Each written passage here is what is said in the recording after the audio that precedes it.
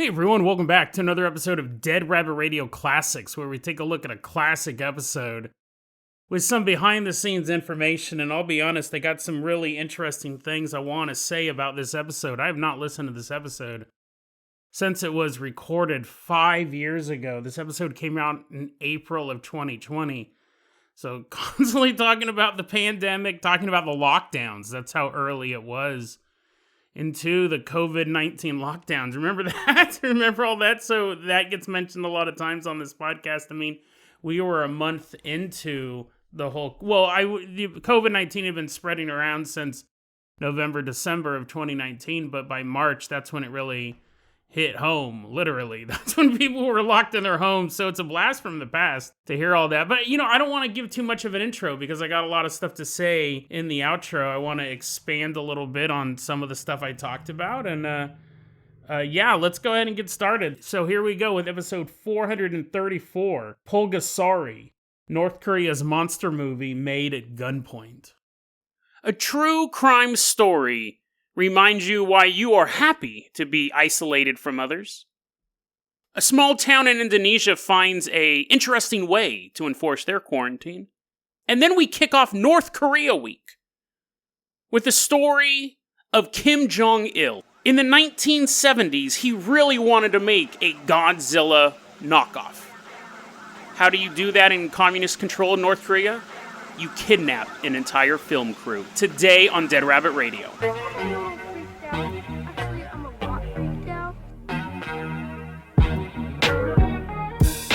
Hey everyone, welcome back to another episode of Dead Rabbit Radio. I'm your host, Jason Carpenter. I'm having a great day. Hope you guys are having a great day too. It's North Korea week. This really came from a suggestion. I was talking to Stealthy Steve on Instagram, Stealthy Steve 45. We're talking, and he says, about Kim Jong-un, he might be dead. It's a couple days ago. And he goes, wouldn't that be cool? Not that he died. I don't know his position on the life or death of Kim Jong-un, but he goes, if he died and then the country was opened up and we discovered all of these cryptids. And I go, that is kind of an interesting thing. I started looking into it. There are a ton of cryptids and crazy stories from the Hermit Kingdom. And we're going to look at those this week, but I want to give a tip of the hat to Stealthy Steve for suggesting this. Really, really appreciate it.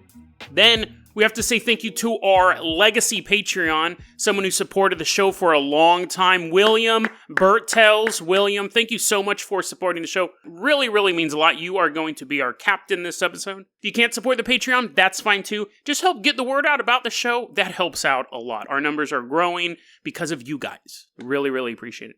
William, first off, we are headed out to Iowa. So let's hop in the Jason Jalopy, our broke down, beat up Beverly Hillbillies car.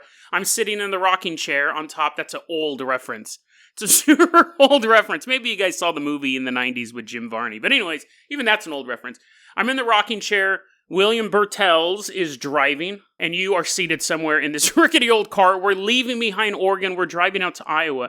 Sheldon, Iowa, to be exact. Now, this is the part of the episode where I say, if you're eating anything at all, just set it down, push it to the side. Now, the story's not gory, but it's pretty disgusting.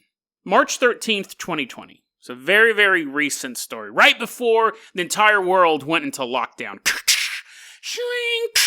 That's all the gates shutting. Ding, ding. The gate is slowly closing over the planet you're running. Hurry up, Sally, let's go.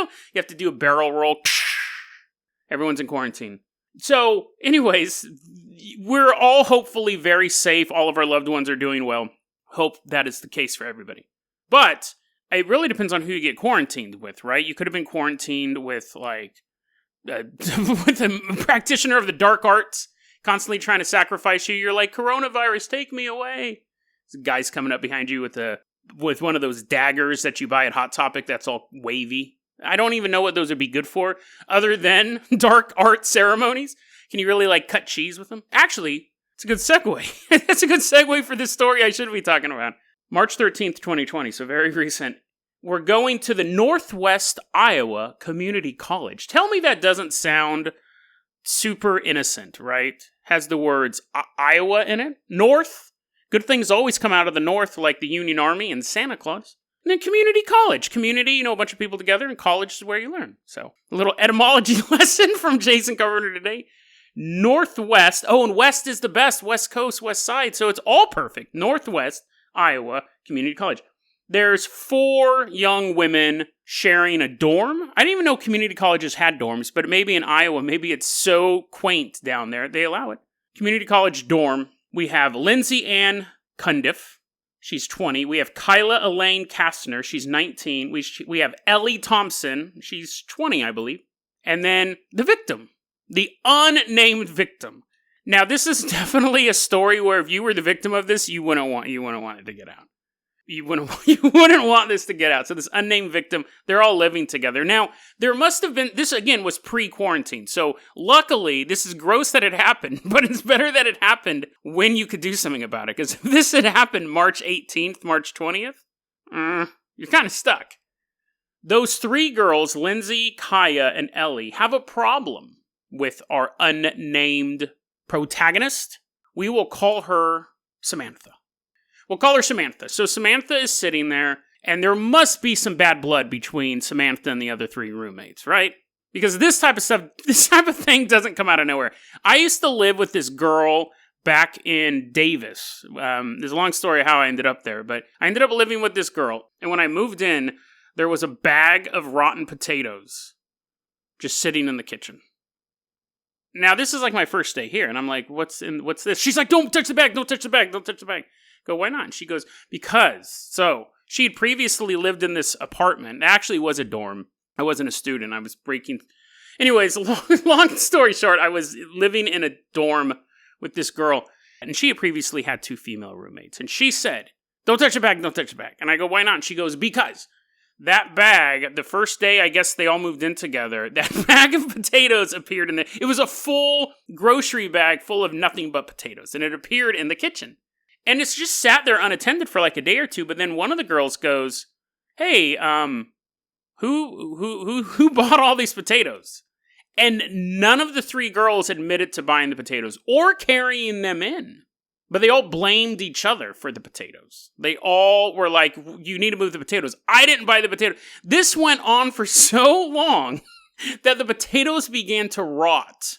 So the bottom, we're talking months. How long does it take for a potato to rot? Like first they dry out, and then like you turn them into a little potato clock, and then you put them in water, and little eyeballs pop out. Like there's science fair experiments just waiting to happen. But after long enough, they begin to liquefy. So by the time I get there, the other 2 girls have moved away.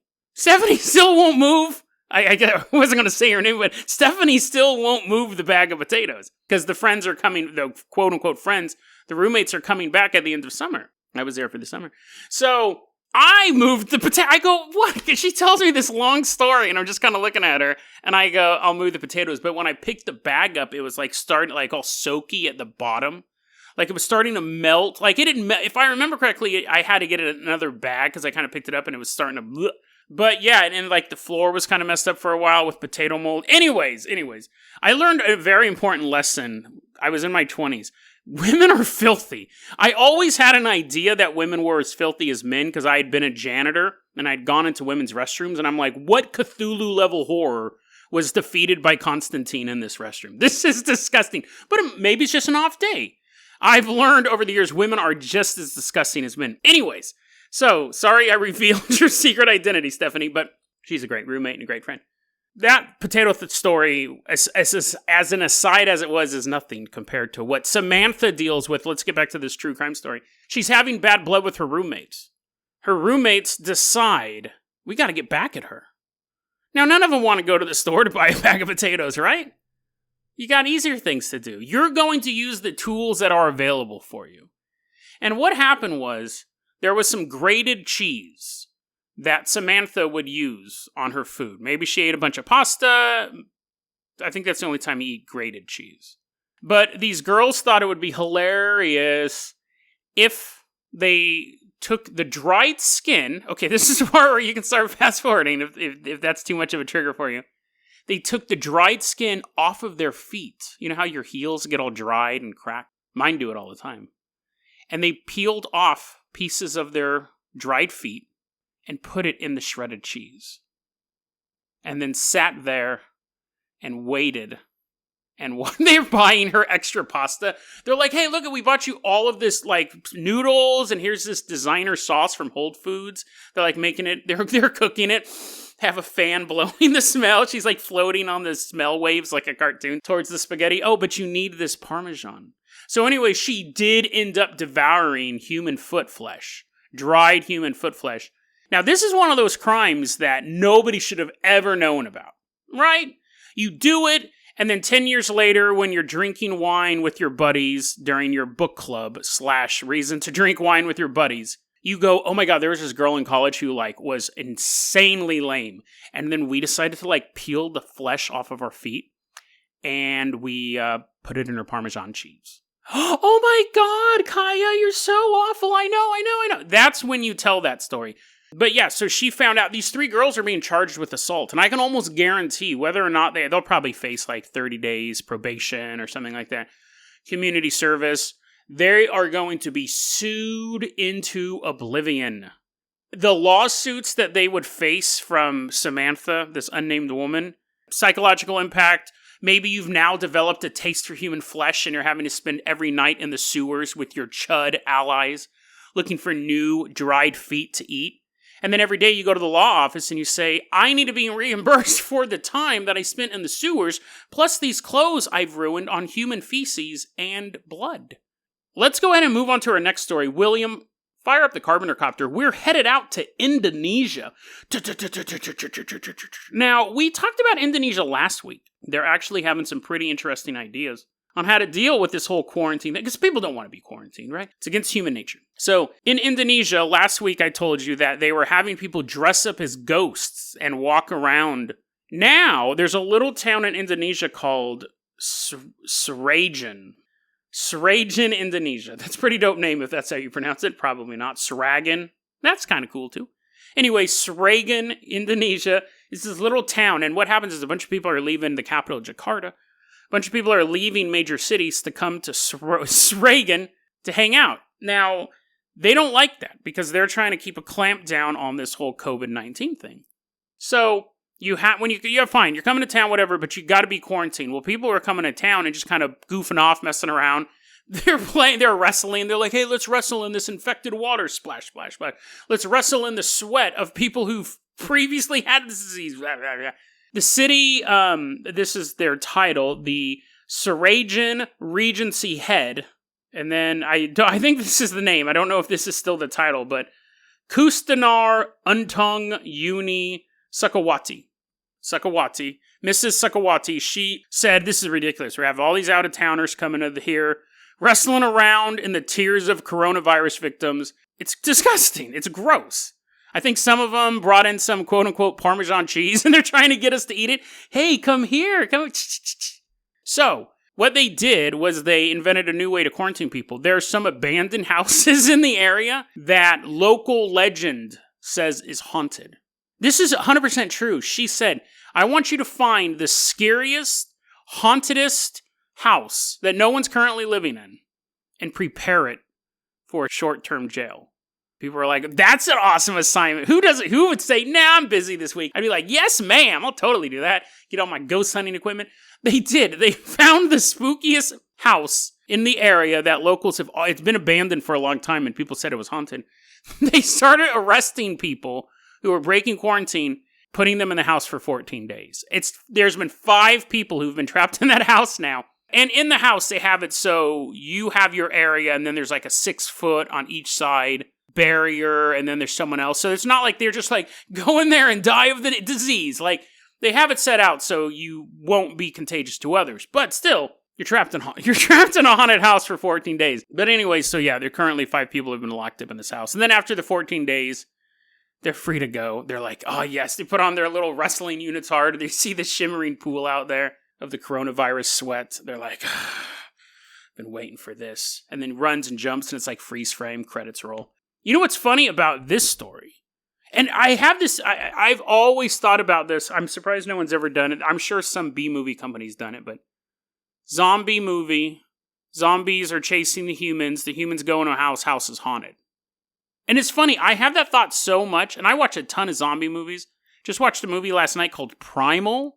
It's not necessarily it's a zombie movie, I think. Really, really good.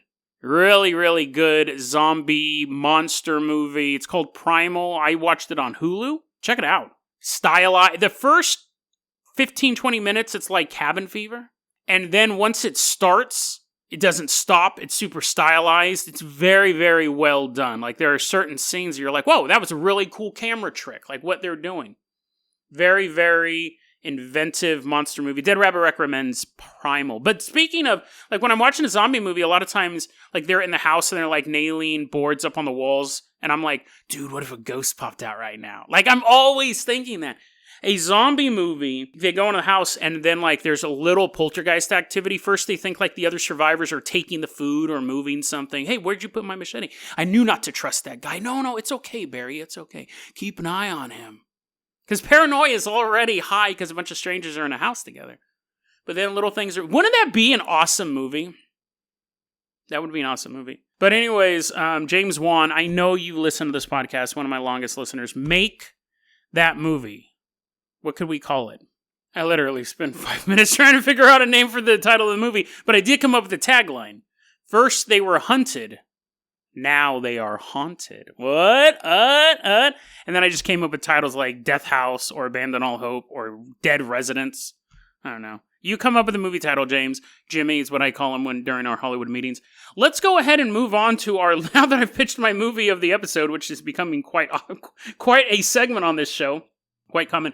William, let's hop in the Dead Rabbit rowboat. We are leaving behind Indonesia. We are headed to North Korea.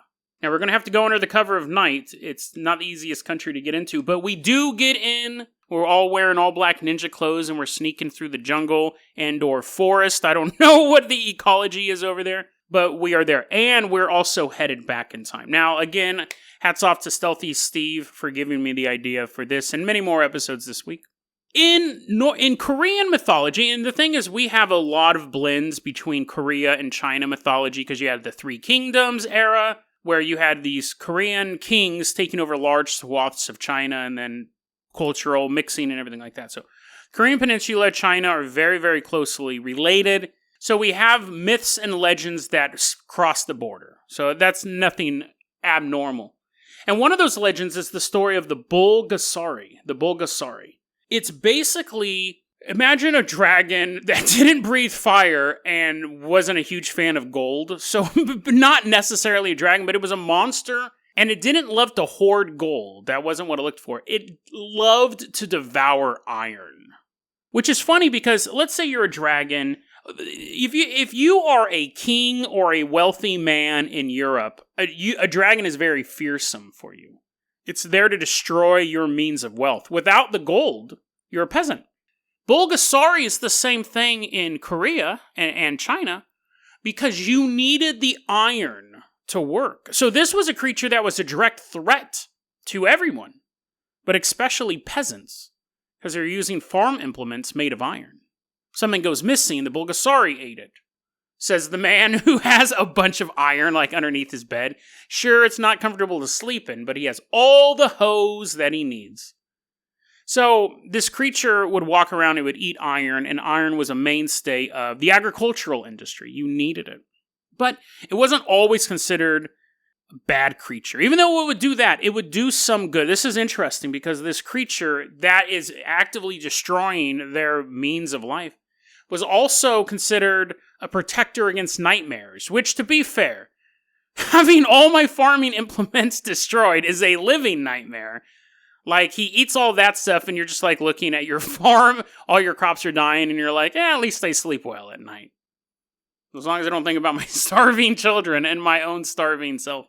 But it also is known to cure smallpox, somehow. Maybe simply being in its presence, the smallpox would disappear. In China, Bulgasari is the Korean name for it. In China, it goes by another name, Bu Ki Sa, which literally means can't be killed. So this is one of those cryptids that has a weakness, like throw a shoe at it at high noon, and no.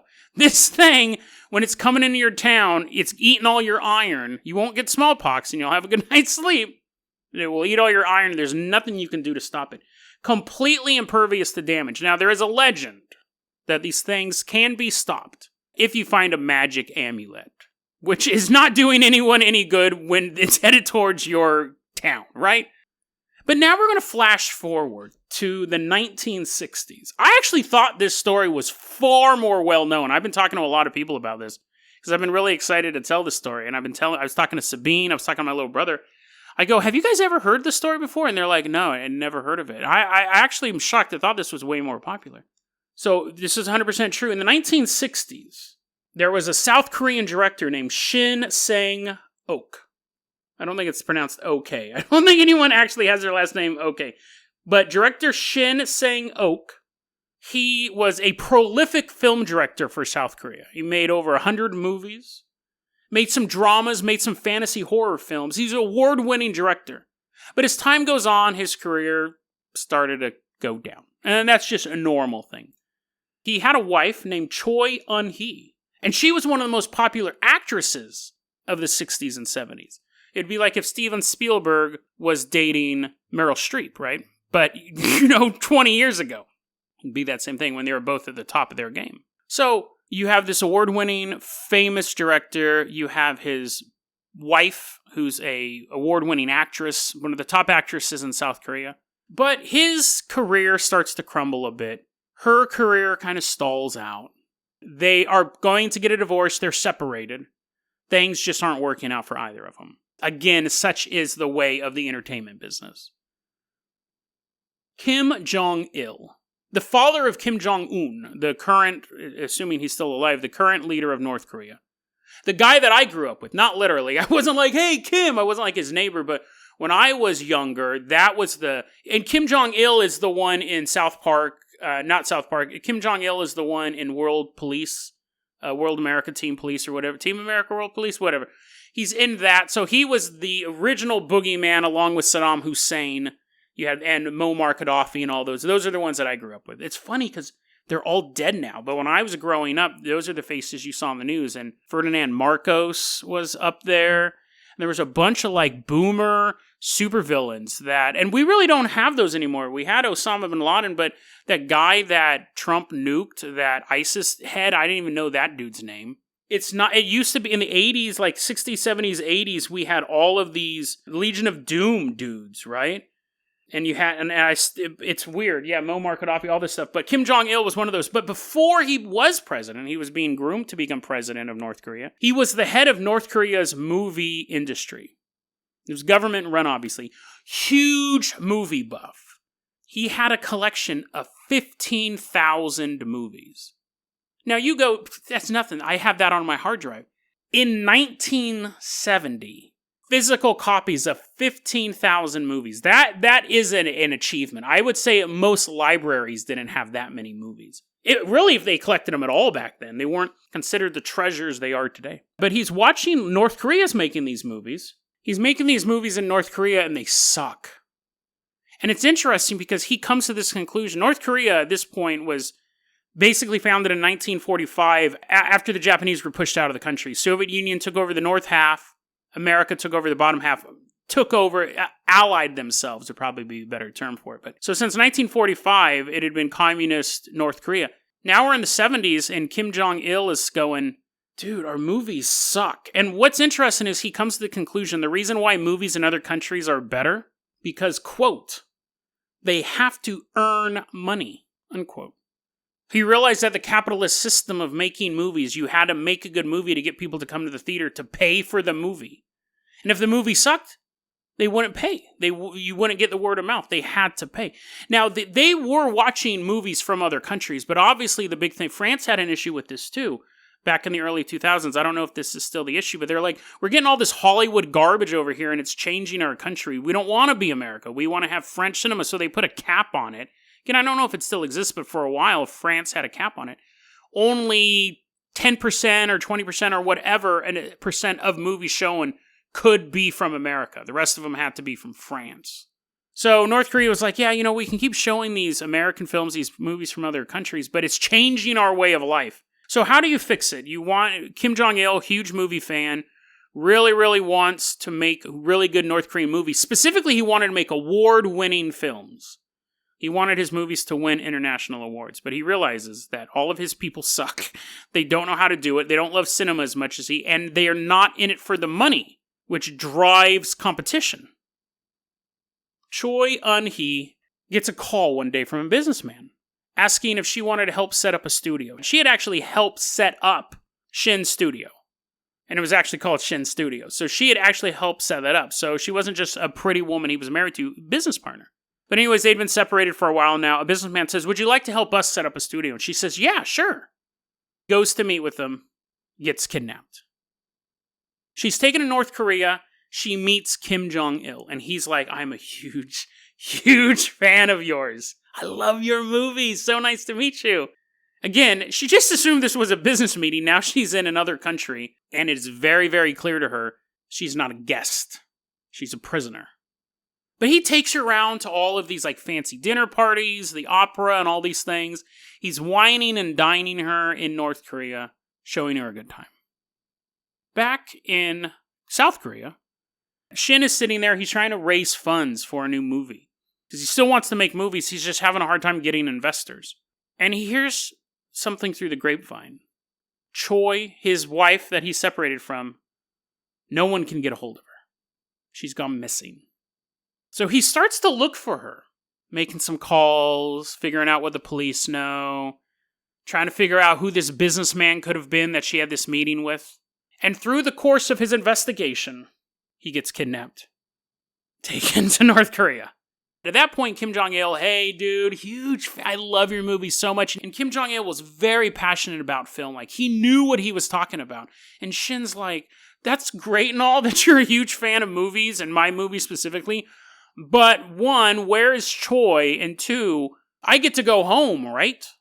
Well, his attitude wasn't, Choi was just kind of like, I'm going to make the best of this. Like, obviously, I'm trapped in North Korea. What am I going to do? Shin isn't having any of that. He tries to walk away. They throw him in prison for 3 years.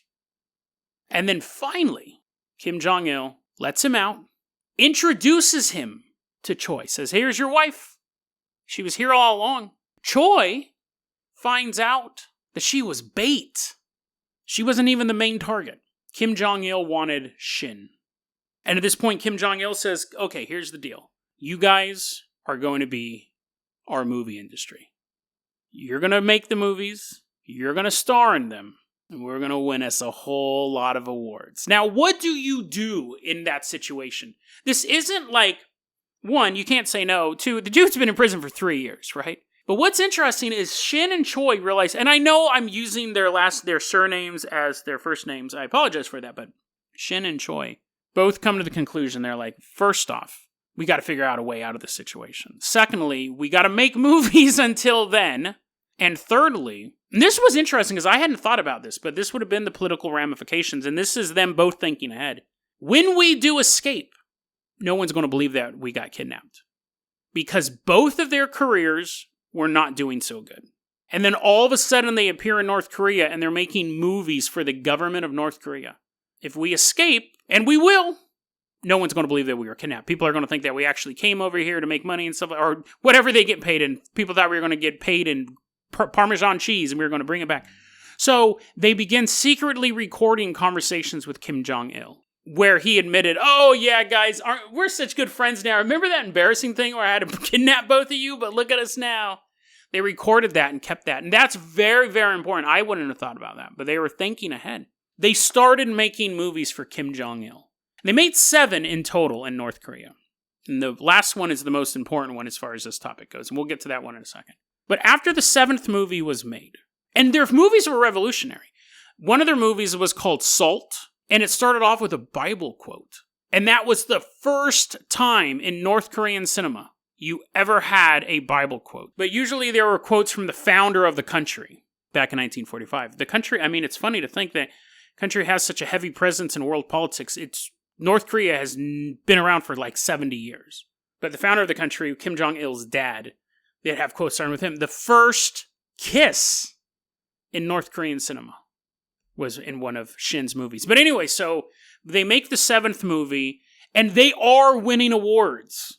The movie Salt, that starts off with a Bible verse, that is a vicious movie about a mother. It's so bizarre. The movies seem to really, really go after the North Korean government, and it could be subversive, but the North Koreans see it as going after the Japanese or the old way of life.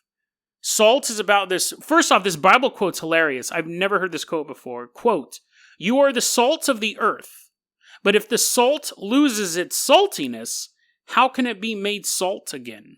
That's an interesting quote. It's funny, I've always heard salt of the earth, but if it loses its if the salt loses its saltiness, how can it be made salty again? An interesting quote. Philosophical. But anyway, it's the movie Salt, and this isn't the Angelina Jolie movie. Movie Salt, starring Choi. This woman's has 8 kids, and she gets pregnant, and she can't feed them, so she goes to hang herself. That's the climax of the movie. She tries to hang herself while she's pregnant. And then the rope breaks, and then she realizes one of her kids, is killing Japanese soldiers and stealing their money, so at the end she joins the pirates. Or super bizarre. And you're like, that sounds awesome. Maybe, except for the whole pregnant woman hanging scene. I can do without that. Movies are very dark.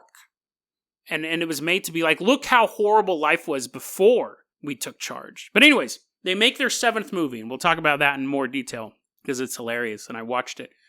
They make the 7th movie. They're on tour in Austria. There's a film festival. They're on tour. Imagine being this journalist. This Japanese journalist has just gotten an assignment to interview the director Shin and his wife Choi, because Kim Jong-il made them get remarried. He thought it'd look better. Now, before they go into this is luck. Before they go into the hotel, they had quote-unquote bodyguards with them. They're actually prison guards. Armed North Koreans to make sure that nothing happens to this couple. But really, it was to keep them prisoner. They're able to convince the guards to let them go to the interview on their own. They've been prisoners at this point for years and years. I think they made 7 movies, so I think it was a total of about 10 years they were in captivity.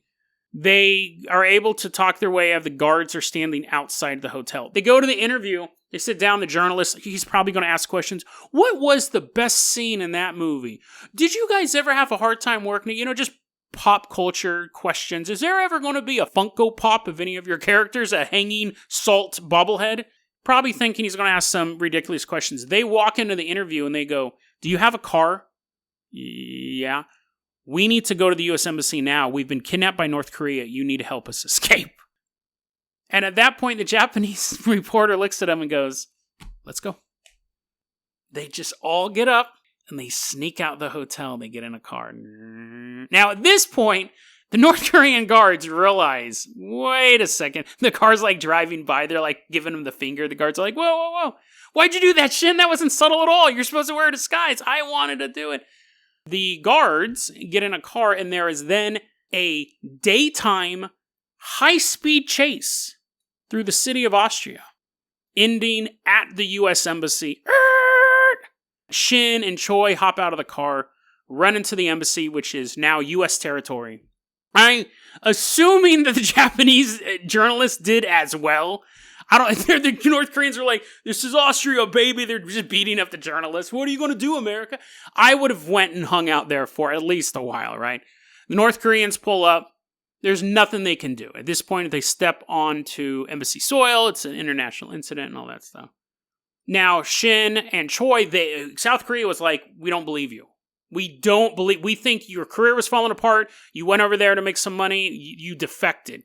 And Shin was like, I don't want to go back to South Korea for 2 reasons. 1, people don't believe me. He did have the recording, so people were starting to believe him. 2, he was afraid it was just going to happen again. He was afraid that he was going to go back there and then somehow they're going to kidnap him again. So he goes to America, and he's a filmmaker by heart. He ends up, his next movie he directs. This award-winning South Korean director who's made all these acclaimed dramas. He directs 3 Ninjas Knuckle Up. The story of 3 ninjas punching people in the face. And he ended up being the executive producer for 3 Ninjas Kick Back and the ultimate blockbuster movie. And I'm not saying Blockbuster hasn't a big hit, but remember when you used to go to Blockbuster or Hollywood Video, you would always see this movie. And I can almost guarantee you, if you went to video stores, you rented this movie at some point. It had the best title. It had the best cover. It's iconic. 3 Ninjas. High Noon at Mega Mountain. He ended up passing away back in 2006. He was working on a film that sounds amazing. It was a musical based on the life of Genghis Khan. So, I mean, dude, if you're going to go out, go out big, right?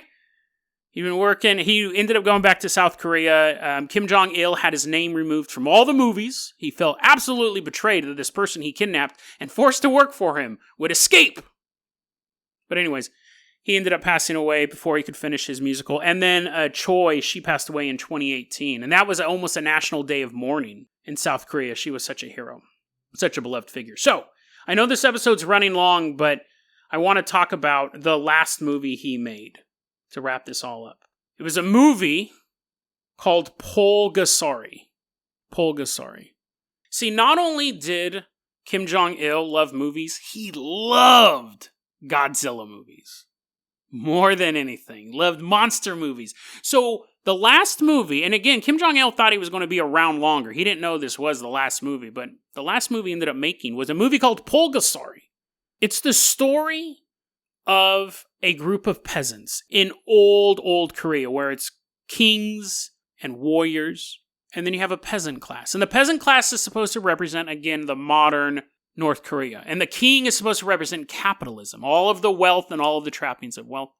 And the peasants are having all their iron taken to be turned into swords, so the king can go fight other peasants to take their iron to turn into swords, and so on and so forth.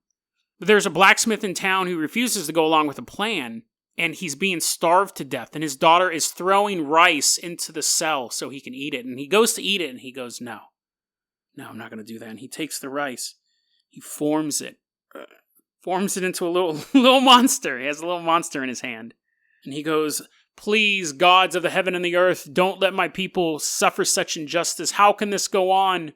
Please give them some type of peace. Old man dies. The little monster is given to his daughter. His daughter takes it home as a memento. It's made of rice, by the way, but it doesn't look like it. It's perfect little monster man. And she accidentally pricks her finger while she's sewing, and a drop of blood drips on this little monster, bringing it to life. Begins eating her sewing needles. And it's eating iron. Now, even though it's called Pulgasari, it's based on the legend of the Bulgasari. I don't know why they changed the letter. I don't think anyone really knows why they changed the first letter. But this Pulgasari, the people in town realize, oh no, he's going to eat all of our farm equipment. So they kick him out of town. But then when the army comes and starts messing with the peasants, they go, wait a second, don't we have a way to stop the army? So they bring back the Pulgasari. And they go, here, we'll give you a couple hoes you can eat. Here's some spades. Let's see what you can do. The next hour of the movie can only be explained this way. Imagine Godzilla meets 300. It's basically, the whole movie is just two armies meeting in all these battlefields, and then Godzilla coming in and stepping all over the bad guys. It's incredibly entertaining, and it's available for free on YouTube. It's totally subtitled. Watch the whole thing. It was really enjoyable. And it has a bizarre message at the ending.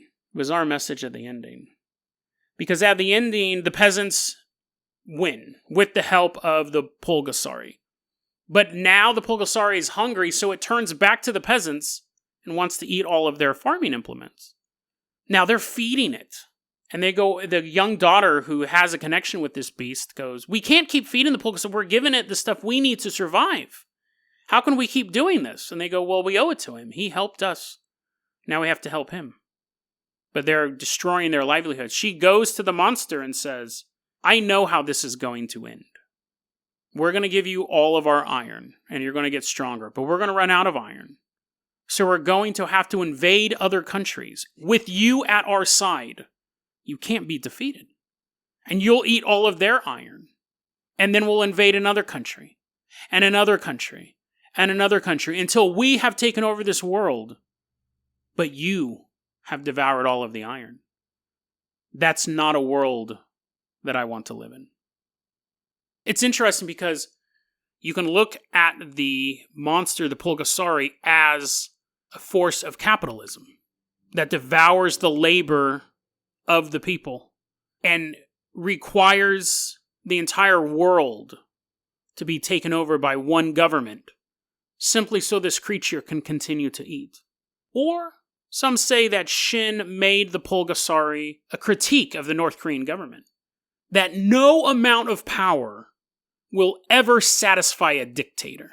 Even though he may start off fighting for the peasant, eventually he wants to be emperor of the world. Or it may just be a goofy monster movie made to entertain kids in North Korea. DeadRabbitRadio@gmail.com is going to be our email address. You can also hit us up at Facebook.com/DeadRabbitRadio. Twitter is @DeadRabbitRadio. Dead Rabbit Radio is the daily paranormal, conspiracy, and true crime podcast. You don't have to listen to it every day, but I'm glad you listened to it today. Have a great one, guys. You know what? Here's the thing.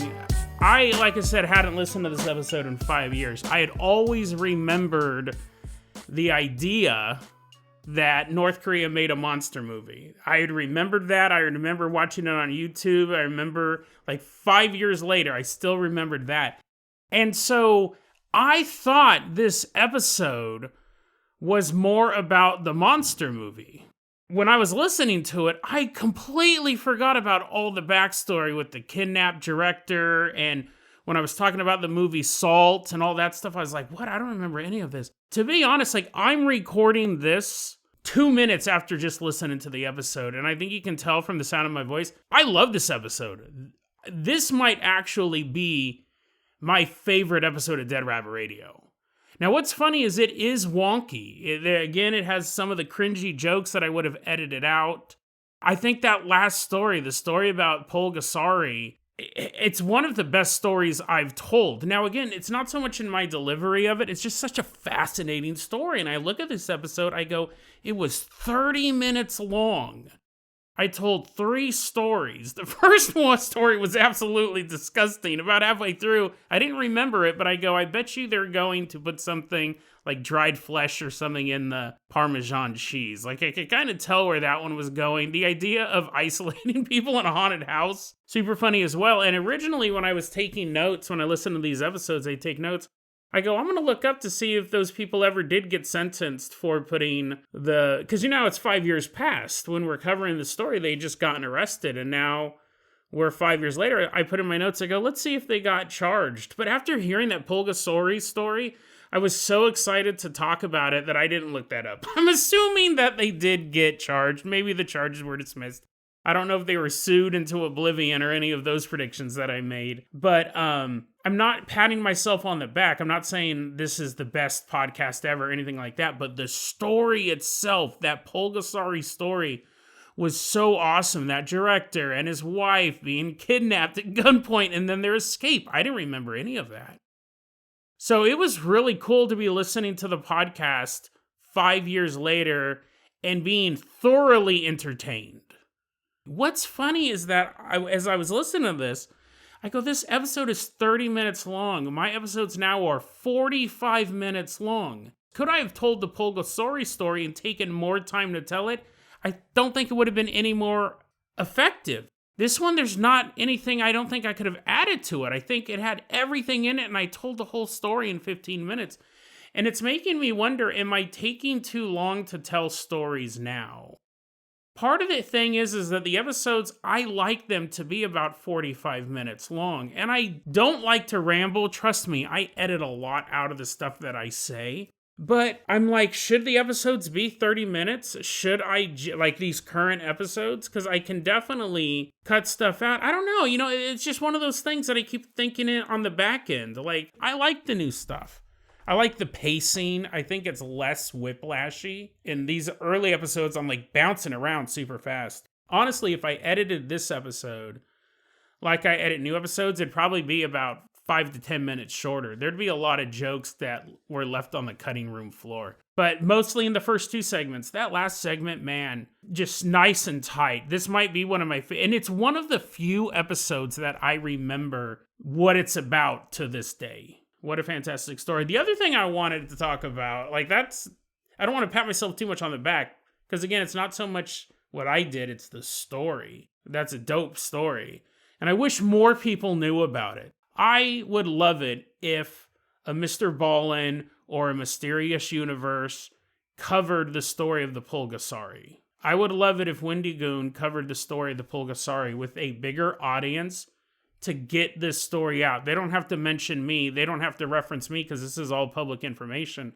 But when you have people with these big audiences, I wish they would tell this story, because this story is so dope that it should be heard by as many people as possible. I don't care if I'm never, ever, ever associated with it. That is a dope story. They need to make a movie about that. Really, really cool. I wish more people were talking about it. I really do. The other thing I wanted to talk about, some real behind the scenes stuff, is listening to this episode, I made a remark about me living in Davis, California. And I think this is an interesting story that I've never talked about before on this podcast. It's a personal story. I'm going to have to leave some information out. But I think it's just a kind of a funny story and a bizarre story that's part of my life. So, listen, I was born in Sacramento, but I moved up and down the state because my dad was a minister, and we went where the work was. So about every 2 or 3 years, we moved. But when I became an adult, I ended up back in Sacramento, and I was in Sacramento all the time.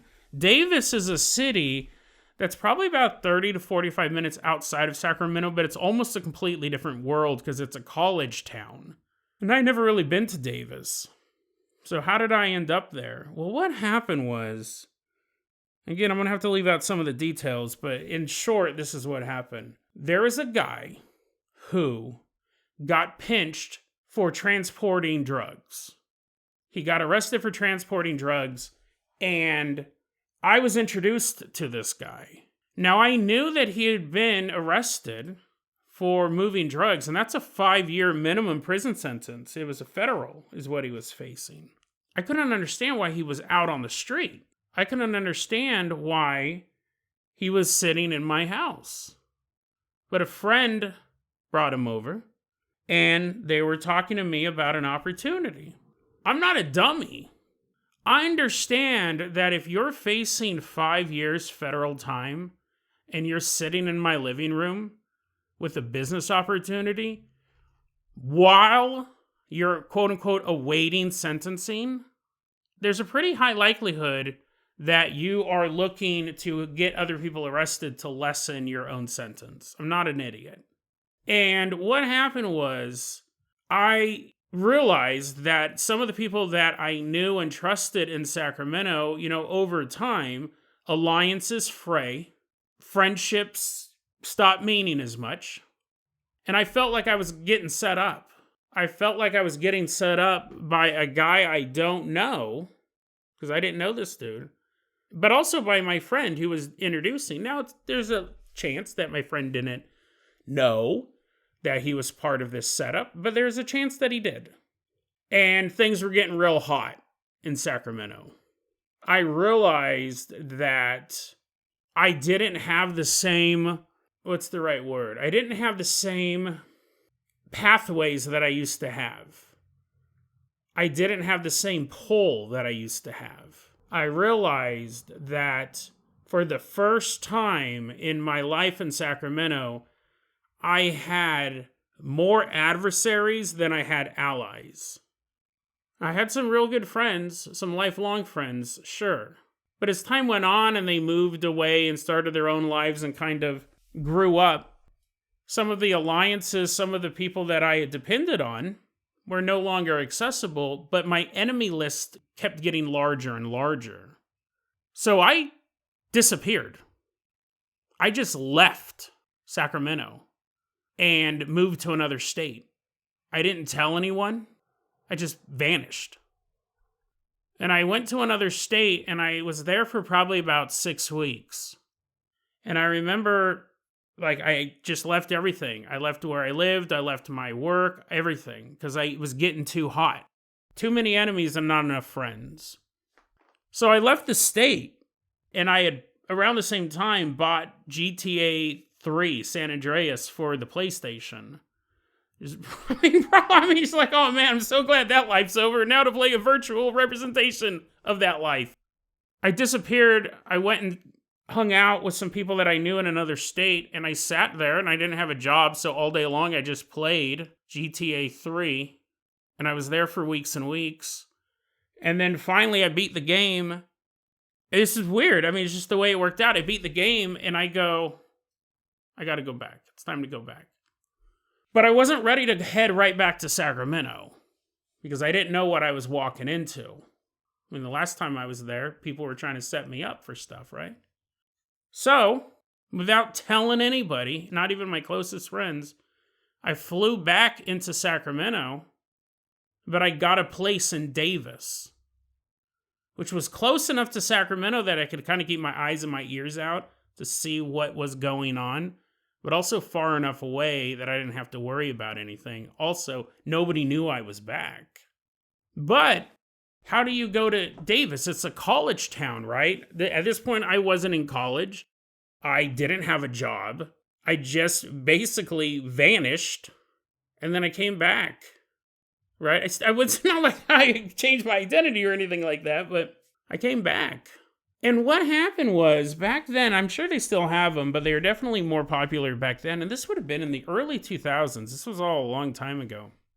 Early 2000s, like 2002, something like that. I ended up in Davis, and there was like a roommate finder. There's like a website you could go to find roommates, and there were these two girls saying that they were going to be leaving for the summer, and there was an opening in their dorm room where there would be a third girl living there. Still, she's going to stay there through the summer, and they were looking for a guy to live there. You just pay the rent and don't let the landlord / dorm master, because it was like off-campus dorms, but it was like literally right next door to the college. So it was still college property. You weren't supposed to live there if you weren't a college student of Davis. You couldn't let the dorm head, the whatever they're called, the wardens, know you were there, because then everyone would get in trouble. But other than that, it was pretty cheap rent. And I was like, this is perfect. There's no credit check, nothing like that. So I talked to the two girls. We actually meet up, and they show me around. And I was like, oh, this is awesome. And they said, yeah, Stephanie's still going to be living here. Everything's cool. But Stephanie wasn't there. I was like, yeah, sure, whatever. Like, it's totally fine. So they give me the keys, and they leave. And there's two girls. I only had to pay rent for one. It was some weird situation as far as that worked out. Well, anyways, the very first day I move in, I just have a few things, right? Because I had left the state and had recently come back. I really didn't have anything. I just had my car. I knock on the door and I meet Stephanie. She's a college student at the time. And, we're not that far apart in age. We're maybe like 3 or 4 years apart. And I said, hey, we're meeting for the first time. Hey, do you want to go grab something to eat? And she's like, yeah, sure. So we drive to the local restaurant there in Davis, just around the block. And we're driving and we're just chatting, talking, getting to know each other. We're going to be roommates for the next 3 months. We've never met each other. And, we're kind of vibing. It's cool. Not in like a romantic sense, but just like in a wow, this is pretty cool. Like, what are the chances of you meeting someone and we're just clicking like this and we're going to live together for the next 3 months?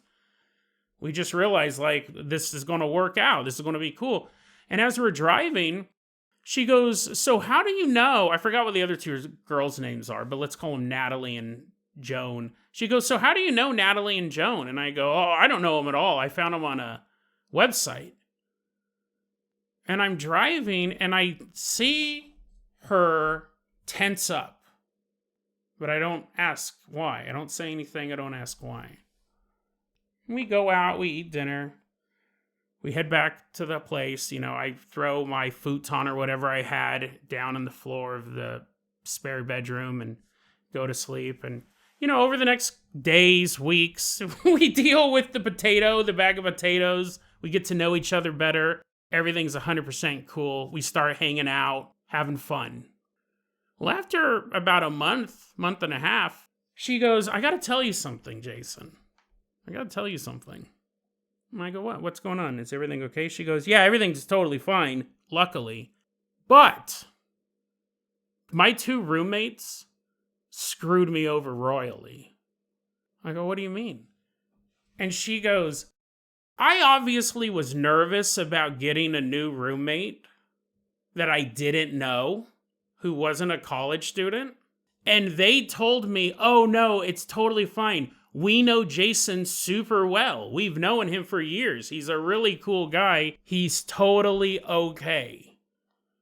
She goes, they both vouched for you and said they've known you for such a long time and you're safe and you don't have to worry about anything. She goes, they lied to me. She goes, they found some random guy on the internet, and they gave him keys to my place and let him move in with me, and they didn't know who you were. And I go, you know what? I remember you asked me that question, and I thought it was weird, and I noticed you had a reaction to it. She goes, yeah, I was really worried because they told me that they knew you for years and you were safe and you were a cool dude. And I realized you were a stranger who had a key to my house and we were about to go back to my place. And she goes, luckily, you're a cool guy, right? She goes, luckily. She goes, I think they were trying to screw me over really, really hard.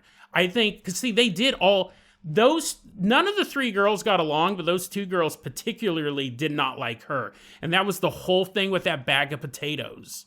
And they left it there for Stephanie. They left that bag of potatoes. Both those girls moved away for the summer. They were going to let those potatoes rot, and so was her. I had to move them out. But they also found a random dude on the internet who they knew nothing about and said, oh, you can move in. And then told Stephanie they knew me for years and I was safe and okay, and they both vouched for me. She goes, they screwed me over. And she goes, luckily, you're not that guy. That's crazy. That's almost psychopathic to do to somebody. And it would have been one thing to say, hey, listen, we need a roommate. We're going to start looking for a guy online or anyone online. And then I applied, and then Stephanie was there to meet me initially. That they could have done it that way. But Stephanie had no say in who moved in. It was just the dude. Now, what's funny is, yeah, me and Stephanie ended up becoming great friends. We hung out for years after I moved out. She's a lot of fun. She's a super smart girl. A lot of fun. I talked to her not too long ago, a couple years ago. You know, everyone grows up and moves on. And I lived there for a couple months. It was very interesting living in a city with that many police officers per person. That was one thing that I noticed. Opposed to Sacramento, you could get in a fist fight in a parking lot anywhere in Sacramento, and as long as one person wasn't horribly injured, the police would never show up. You could box in the middle of a Safeway, and you would not get arrested unless someone got killed or knocked unconscious or something like that. As long as both people got up and made their way out of the place, the police never showed up. Davis was completely different, and that was my first time living in a place that was highly policed. I realized I can't do anything here. I can't get in any fights. Someone's laughing at me or whatever. I remember some guy was making fun of, he wasn't making fun of, but he was laughing at my shorts. I had made some jean cut-off shorts. I mean, to be fair, they probably were ridiculous looking, but I didn't have anything because I just disappeared, right? And then I'd come back. I wanted shorts, but I only had jeans, so I cut a pair of my jeans into shorts. And I was like, oh, this is nice. And then I was walking down the street, I'm in a college town. And there was some yuppie college boy, the stereotype, the frat boy with his girlfriend, and they were laughing at me as I was walking down the street. And I'm thinking, you know what, in Sacramento, just 30 minutes away, we'd be fighting right now. But in Davis, there's just so many police officers, you couldn't do it. And that was the same thing. When I moved up to Hood River, there's a ton of police up here per person. And if you get in a fight in a parking lot, you're going to have a ton of cops here because it never happens. So Davis prepared me for moving up to Hood River. It's just a different culture. But I was in Davis for a couple months, and what happened was towards the end of my 3 months, because I was only going to be there for the summer, I realized it's time for me to go back to Sacramento. Like, I can't be gone forever. So I started making phone calls. Started calling people up. Haven't heard from me in months. I vanished. Nobody knew what had happened. Started making phone calls. What's going on up there? Where are you at, dude? We didn't know what happened to you. No, just things happen. What's going on up there? Oh, this, that, the other thing. I just made a couple phone calls. Then after that summer, I moved out of the dorm apartment and went back to Sacramento. People say I've changed a lot, and I hope that that's true. I definitely get in less fights. I'm way less hot-headed. But I'm, Jason, aren't you going to Sacramento in a couple weeks? Yeah. It's funny because I think about that. Honestly, it stresses me out. in a way to go to Sacramento because I know that there are still people down there. Now, here's the thing. A lot of it's probably water under the bridge, right? I mean, I don't know, man. I pissed off a lot of people down there. I stepped on a lot of toes, and that's probably putting it lightly. But, you know, at a certain point, maybe we've all aged out of it. I don't know, though. I don't know. I don't fight anymore. I assume it's going to happen again at some point. I'm always prepared for it. I can't relax. I can't relax even in a place like Hood River that has a ton of police and there's not any fights and it's a totally different area. I still am always waiting for that because that's just how I spent 20 years of my life. So yeah, I go down there, and honestly, I go down there and I think, there's a chance that I'm going to end up running into somebody that I know from back then. Maybe we're older, maybe we're wiser, maybe they don't remember me. Because I don't remember any of them, to be honest. Like, again, I couldn't guess. That one time my car got stolen, and I knew it was somebody who knew me, because they stole my car, they just drove it a couple blocks away, and then tried setting all of my clothes on fire. I had a bunch of clothes in my car. And I knew it was somebody who knew me. It's probably a girl, is what my assumption. She wouldn't have done it alone. She probably had some guys to do it. But the reason why I know it was someone who knew me was because they broke into my car, they took all my clothes out, and they threw them on the ground. They doused them in gasoline, and they went to burn the clothes. Here's the thing, only a woman would do that. A man would never think, you know what, let's really mess with this guy, let's burn his clothes. That's something that a woman would do. But the reason why I knew it had to be someone I knew, because they did not bring an ignition source. I always kept road flares in my car, because I'd always come across car accidents, and I'd been in quite a few as well. I always kept road flares in my car. And what they tried to do to light the clothes on fire was to use one of my road flares. Those road flares had gotten ruined because a window had been rolled down or something like that. They were wet. They were just sitting in there. They actually weren't usable road flares. I was going to replace them at some point, but they had recently gotten ruined. They brought their own gasoline. They drove the car a few blocks away, covered the clothes in gasoline, and then at the scene, you could see the road flare. They were trying to get it to light, and it wouldn't light, and they just left it, because I'm assuming a neighbor or someone in the area came out to see what all the commotion was. So the only way that you would not bring an ignition source was if you knew, hey, he has road flares in his car. We'll use that to set the clothes on fire. I have no idea who did that. Zero. It had to have been someone I knew who didn't like me, right? I mean, who could that be? Anyways, I thought that was all interesting backstory to the Jason Carpenter picture, right? Sometimes I'll make vague comments about being a vandal in the past. That's really more, if anything, what I was. I was a vandal and I was a punk.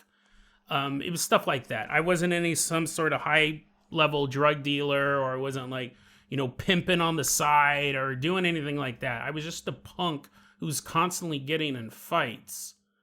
And, eventually it's going to catch up with you. People are going to want to set you up. People realize, well, we can't take him down by fighting him. He has road flares. He's throwing road flares at us. Let's try to take him down by getting him arrested. Let's set him up for this drug deal thing, which I had no interest in doing. But I realized that the walls were really, really closing in. So I had to leave, and that's how I ended up in Davis. But anyways, I thought that might be interesting background information for you. Sometimes on the back end I go, this might be the only true crime podcast that's hosted by someone who's actually committed a few crimes. This might be the only guy who can hotwire an old car or knows how to do a smash and grab with the utmost efficiency, the guy who can make a bump key.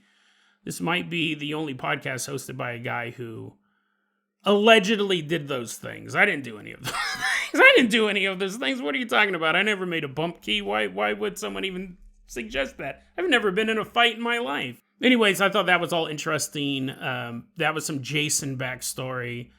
And just when I was hearing that Davis thing, I go, I should tell people about that. I always thought that was kind of just a weird part of my life, just disappearing and slowly coming back. And then meeting a really good friend as well. Stephanie ended up being a really good friend. And that's the end of this Dead Rabbit Radio Classics. I hope to see you back tomorrow. Who knows what else you'll learn tomorrow. Tomorrow I'll tell you that I used to smuggle ponies across the Canadian border. Have a great one, guys. I'll see you later.